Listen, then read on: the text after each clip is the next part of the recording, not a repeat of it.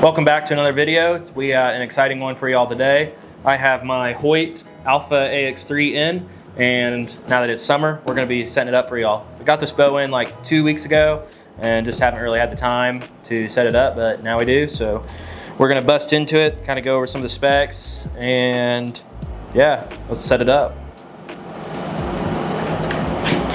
So I got this bow, left hand, obviously. I'm left-handed. If you guys watched the channel before, you know that. I got it in black with mossy oak bottomland limbs. Something a little different than what Kate and Dash got. They both got the topography black limbs.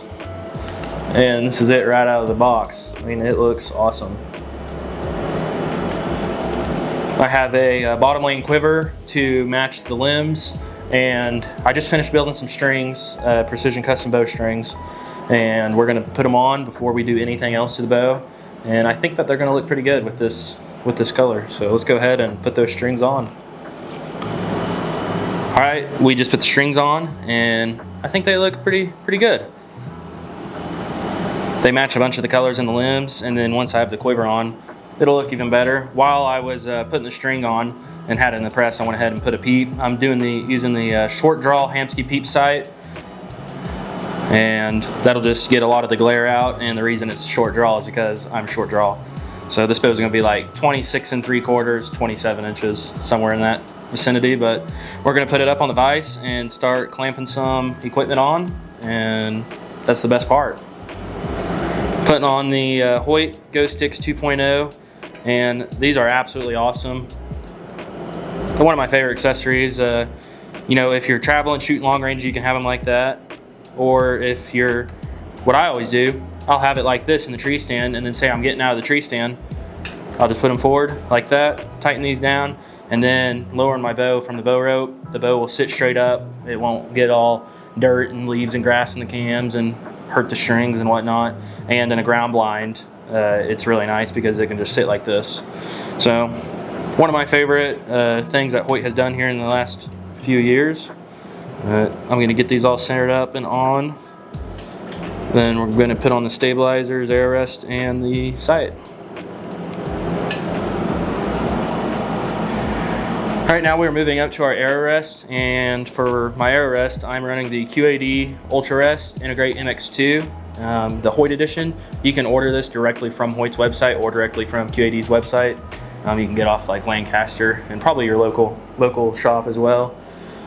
And the thing I like about these is it is part of Hoyt's inline system, and it just directly mounts on to the rest. I don't know if you guys can see this little line right here that's in the middle of the burger hole, but I like zeroing it up first. And usually paper tuning, you know, you might have to move your rest a little, might have to shim your cams, but a really interesting thing about this bow, it's got the all new Hoyt Exact system, and that is on the limb pockets, and you can just tweak those a little bit here and there, and that's how you tune your bow. Here is the sight I'm going to be running. It is a Excel landslide with a Picatinny mount on it, and that is the mount you need to bolt it right up to Hoyt's inline system. And then the scope, I have an UltraView housing. This is their 3rd gen, I believe. And then I have the dual fiber optics with a 3-power lens. And Hoyt has 3 different options here, and what I really like about this is if you're traveling across states, putting your bow up, flying, you can just take this off, 1 bolt, and super easy to get back on. I always run it in the middle, just because that'd be the easiest to remember, but I mean, that's all it is right there. That fast, that little screw, I'll probably take an Allen wrench to that just to get a little more snug than hand tight. And that's pretty much the bow setup. We're gonna go ahead and run this to the cable, put a D-loop on, draw it back, see where this peak needs to go. But that's the main equipment that's going to be on this bow. I'm about to put in a quiver, and we'll show you all what it looks like with the quiver. All right, so we got the bow looking pretty good now. Off camera, I went ahead, slapped on a D-loop, got my rest to 13/16, which how you do that is I'm going to grab just a standard ruler. It's just a 1-foot-long ruler. Slick that down where it can stay up. load my arrow in, and then I'm measuring to the middle of the arrow from the side of the riser. And you want it to be exactly 13/16. So right there. And that's exactly what it is. So we got that good. The D-loop's all good. We got the quiver where it'll go on good now. I also went ahead and put the little wrist sling here, just so I might not use this all the time, but I don't want to shoot it for the first time and it goes flying out of my hand. And I like having it on there just in case. So looks pretty good with the quiver and everything. Strings really did good incorporating some of the bottomland colors. I think it looks pretty badass, I'll say so myself. But we're gonna go ahead, go outside, set our string. Right now we have it kind of snug, but where this is still gonna move whenever we go to full draw, get it to where it needs to be for the arrow rest, and then we'll tighten that screw down and then see where my peep needs to go. I'm not sure where. I think it might need to go a little lower, just kind of looking at how far it is from the D-loop. And I decided on this bow, I've got a Bomar nose button. I'm gonna go ahead and put it on after we get our peep set, just because I'm saddle hunting a lot of the time, and that kind of puts you, you know, in weird angles and whatnot. So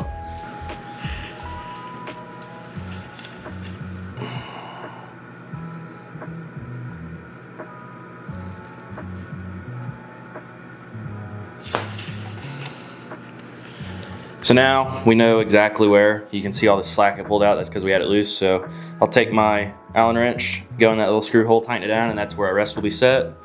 And just by feeling that, I think I need to shorten the draw a little bit. It felt a little long. All right, so I just drew this bow back for the very first time and got this cord set where it needed to be, tightened up that set screw. And at full draw, first thing I noticed was it felt a little long. Other than that, the bow felt super good, really nice sturdy back wall, but it just felt a little long. So I'm looking at my module right here on my cam, and I can see that it's at a uppercase G. So I have uppercase G, lowercase g, uppercase H, lowercase h, but I'm not real sure what all that means. So if you're not sure what that means, you can simply flip the bow over, go to your camera. There's this little Scantron right here. Click it, it's gonna pop up a link. Click the link. Draw length charts is what it pulls up. I have an Alpha AX-3 29. Gonna click on that, scroll down to 27 inches, and I can see 27 inches is indeed uppercase G. And I want lowercase g, I want 26 3/4. So I can see this cam and module that I have on right now currently go from 26 1/4 to 27. Move that module to lowercase g and see if that feels any better. All right, so I'm looking at these letters now, and you can see this little white arrow, this little line right here is currently pointed to capital G. There's two little set screws, and I just took them both out. So what I'm going to do now is I'm going to move this. Kind of got to pick it up a little bit, and it'll pop back in. And now it's on lowercase g. So then I'll find it now needs to go into that hole, the lowercase g. Go ahead, screw this in. Before I get it all the way tight, I'm gonna go ahead and get the other one started. Just kind of make sure those are snug. And that is how you change the draw length. Now I'll do the exact same to the bottom cam, and the draw length will be 26 3/4. So we just got the peep set. And what I like doing to set my peep is I like putting a target like at 40, 45 yards and kind of move my sight tape where I believe 45 yards is gonna be and drawing back on that. Just because if you set it at 20, set your peep when it looks good at 20, at 100, it's not gonna look good. It's gonna be not even close. So by kind of doing that in that happy medium range, you know, most of the time I'm gonna be shooting animals anywhere between 20 to 70 yards. So that 40 is kind of a medium number. Just makes the peep housing line up a lot better. So we're gonna go ahead and just do a soft tie on this peep. I'm not gonna tie it in yet permanently, but I'm just gonna go around here a couple times, and that's gonna be good enough to hold it in, to shoot it. And in the future, I'll do its permanent peep tie. So just put in the hooter shooter and got the timing all perfect. Like I said, had to do some twisting on the top and bottom cables. 26.5 inches is the draw length that fits me best. I like doing a little shorter than average. My target bows are about a 1/4 inch longer, but I shot it a couple times through the paper off camera just to kind of speed up the video, and I had to use the new XTS tuning system, and you can see here I have them all the way opposite of each other. So to do that, you gotta do the top and the bottom. We have a full video explaining the entire XTS system. We'll have that in the description down below. Dash did that video with his bow here a couple months ago, and super helpful. I actually referenced that video for this. But I think it's good now. We're gonna shoot it through the paper and see what it looks like.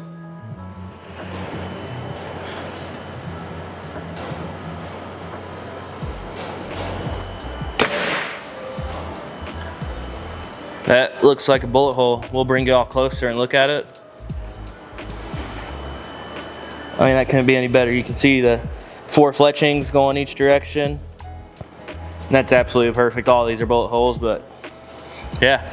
So that's how you do the XTS tuning system. Like I said, we have a video on our channel explaining it all. So that's pretty much the entire setup. The last thing I'm gonna do is gonna show you all the poundage and the holding weight at 85% let off.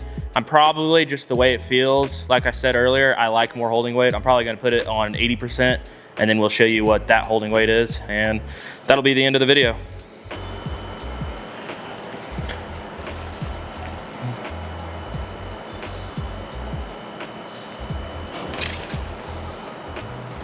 So here's what it's saying. Don't know if y'all can see that or not, but 83.3 pounds with just under 11 pounds of holding weight, so 10.8 pounds of holding weight. Like I said, I like more holding weight, so I'm gonna put it on 80% let off instead of 85, and we're gonna retry it. You guys can see I just changed it to 80%. We're gonna see what it's doing on 80.